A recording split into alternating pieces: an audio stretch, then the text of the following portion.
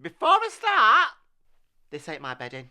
It's got glasses all over it. I feel like I'm being watched. Anyway, I've not been in this new place long and there's already new dramas. First off, with me neighbours. I know I've got a gob on me, but let me tell you this. When it comes to noise, I keep it down to a social level, to social hours. You know what I mean? Unless I'm having a party, which isn't very often, but if it's the case, I'll let them know and I'll keep the music to a minimum. It's once every so often anyway, and that's okay. So I'll carry on. I've got all my stuff in my house sorted now. There's no Barry to shout at, so we're all sweet. And my kids know better to make loads of noise. They better not, or they've got me to deal with. I told them, you better keep it down because I'm not having complaints from the neighbours. They're alright anyway. So things have been pretty steady until my neighbour started taking the piss. 2 o'clock in the morning, they started arguing. And I mean, shouting. I woke up to her screaming at the top of her voice at someone. So I have a listen, you know, get me ear to the wall, and I can only hear one voice. She must be on the phone.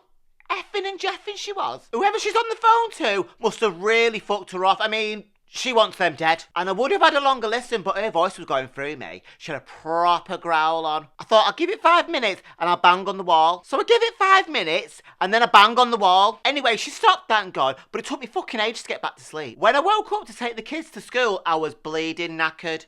One of the mums said to me, are you hungover? Cheeky cow. Honestly, that night, I was in bed by 9. I couldn't even keep my eyes open. I was that tired. I was like a zombie. I was out cold. I don't even remember putting my head on the pillow. 3 o'clock in the bastard morning, she's blaring Robbie Williams' Angels. And she's singing at the top of her voice. And I mean, shrieking. So I start banging on the wall and she can't hear me. So I bang on the wall and nothing. She's got the music on that loud, she can't fucking hear me. Sorry about the swearing, but she's really fucking me off. Then Kelly comes into my room and asks me what all the noise is about. I thought, fuck this. I gets out of bed, I put my house coat on, and I go banging on a bleeding door. Finally, the music goes up and she opens the door. She's off her bleeding nut. High as a kite, twatted. I don't know what she's had, but it ain't gin. Her eyes are like saucers. Her jaw swinging the lot. She's like she's been to a rave. And she's just staring at me.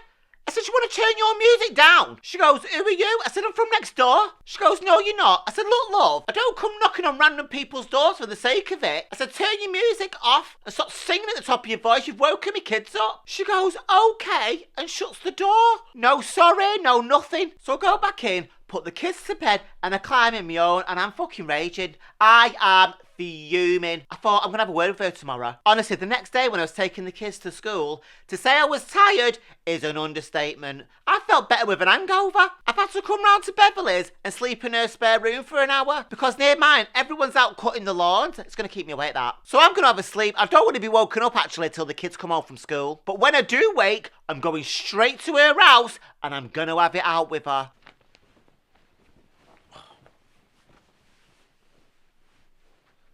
Smells this pillow.